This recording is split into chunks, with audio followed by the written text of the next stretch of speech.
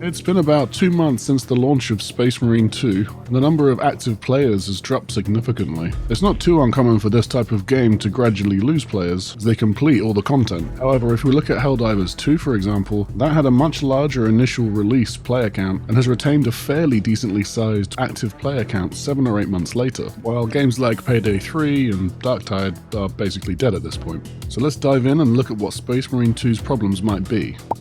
At release, Space Marine 2 had minimal bugs, the matchmaking was a little funny but way better than some other releases. It had PvP, it was pretty basic, arena style, not really why I got it, but it was pretty fun, and they've continued to try and balance that aspect of the game. The campaign was pretty solid, and probably the most fun part of the game for me, which is pretty surprising because the operations were where I assumed the main chunk of the gameplay would take place. It was actually a little disappointing. The missions were fun to play a few times, but became a little boring after a while. They are very long, so once you've done one, I wasn't desperate to get back into another one, and there wasn't too much that was so compelling that I was like, oh, I have to get back in and play that mission again. It's surprising because I heard people mention early on that people might get bored of the operations repeating them, and I thought, nah, that's what these co-op games are about. You repeat the same missions because you want to level your class, upgrade your weapons, and progress your character. But this might be the first point where Space Marine 2 comes apart: progression. As we've said previously with regards to co-op games like Helldivers 2, Payday 3, Darktide, World War Z, the progression system in the game is ultimately what keeps players engaged. Once they've seen all the content and played it several times, the only thing left to do is to make your character more powerful and increase that difficulty level.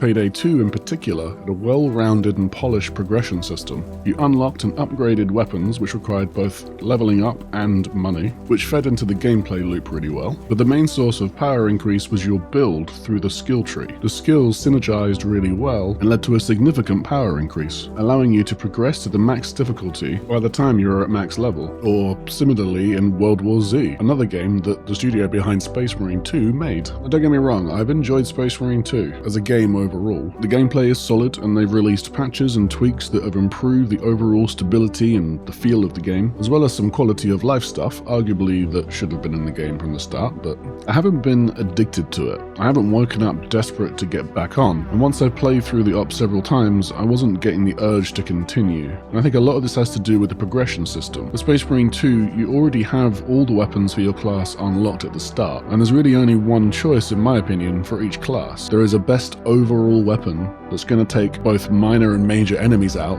while having enough ammo to do so.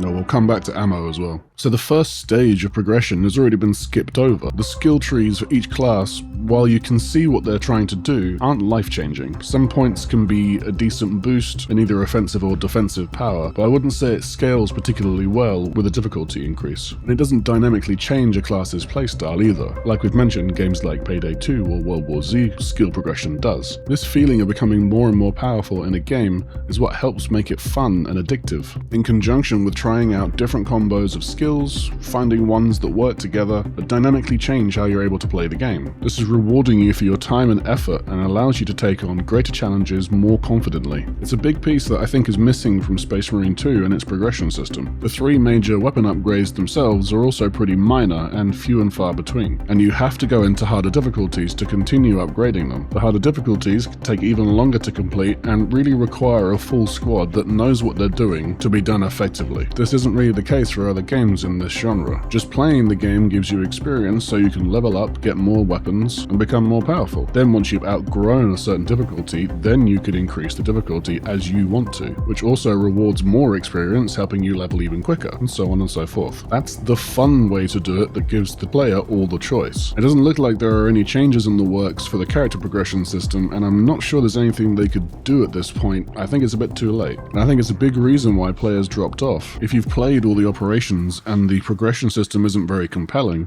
what's the point in continuing to play? Oh yeah, ammo. Ammo being the difficulty multiplier is the least fun thing in a video game, especially one that is about taking on hordes of enemies. Stop that. Stop that right now. Running out of ammo during a random wave with no refill nearby is not good, especially for the heavy, which is all about expending ammo and not melee focused. It makes it so you're constantly looking for any scrap you can find all the time.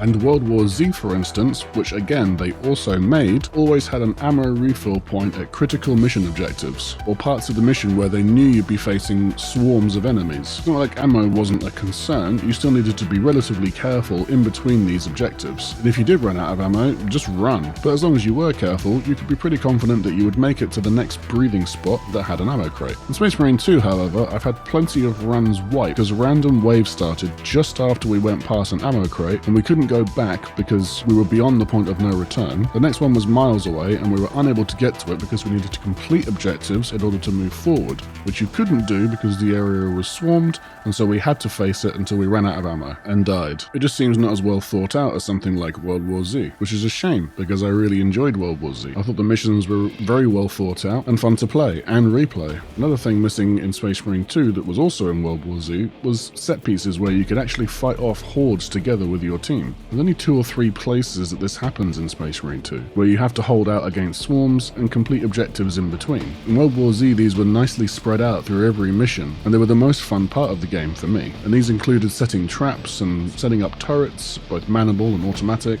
special weapons you could pick up, and none of these made it into Space Marine 2, which is such a shame because it would have made these operations much more replayable. Not like the one where you have to move the cart along the tracks while being separated from your team, constantly shot at and attacked. That was horrendous. I never want to play that mission ever again.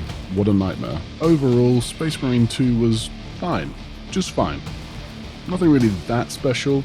And for £50 or $70, other games have had much more longevity for a lot less cost. Although I do understand that Space Marine has a full campaign to play through, as well as PvP, and games like Helldivers 2, while cheaper, do not have these. What may redeem Space Marine 2 is that at least it has a pretty extensive roadmap of missions and features to be added over the coming years, so there's going to be plenty of reasons to come back to the game in the future, which I hope people do, and maybe even bring in more players to the game. Maybe it's just another case that they released the game before it was fully finished. They did put the launch back and the beta had stability issues, so it's possible that they had more planned but weren't able to work on those things because just trying to get the game in a playable state for release. Who knows? Let me know what you think. Are you bored of Space Marine 2 or are you still loving it? Let me know in the comments. Don't forget to like and subscribe.